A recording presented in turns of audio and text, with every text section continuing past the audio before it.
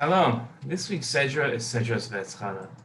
This week's Sedra ends with some of the most well-known verses in the Torah.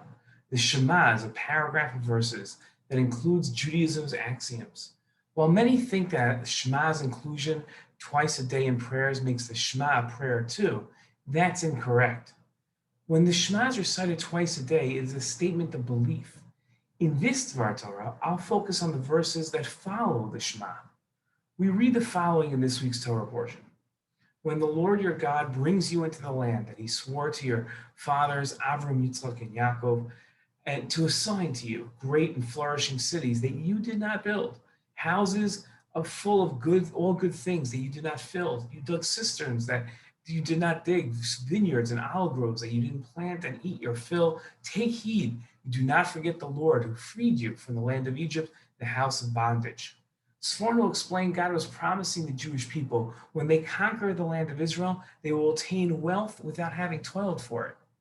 In his book of Halacha, the Mishnah Torah, Rambam wrote about the laws of soldiers in their conquest of Eretz Yisrael. When the army's troops enter the territory of Gentiles, conquering them and taking them captive, they are permitted to eat meat from animals that died without being ritually slaughtered, or which were not kosher, and the flesh of pigs and similar animals, if they became hungry and can only find these forbidden foods. Similarly, they may drink wine used in the worship of idols. This license is derived from the oral tradition, which interprets God will give you houses filled with all good things, as pig necks and the like. The Rambam explained this allowance saying, the Torah only permitted sins as a concession to man's natural inclination. Ramban disagreed with Rambam's explanation. In his commentary to this week's Torah portion, he wrote, what the Rambam wrote is not correct. For it is not because of danger to life or hunger alone in time of war that forbidden foods were made permissible. Rather, after they captured the large and wealthy cities and settled in them, was their spoils of their enemies permitted to them. Not all armed soldiers in any war throughout does this law apply, as the rabbis seem to hold, but only to those lands conquered in the land that Hashem swore to our forefathers. The Baal Haturim pointed out the allowances discussed by Rambam and Ramban do not apply to idolatry.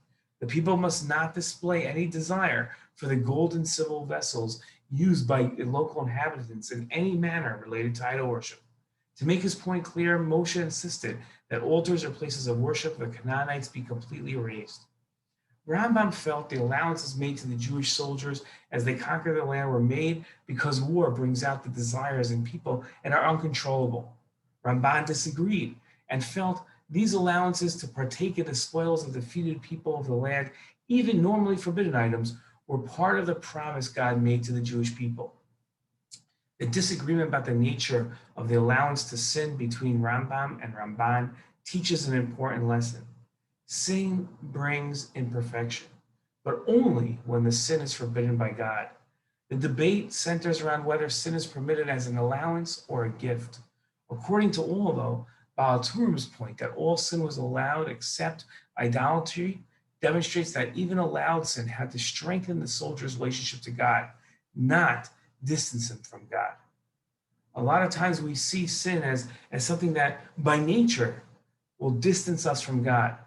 But that's only true when we violate the sin as a way of disobeying God.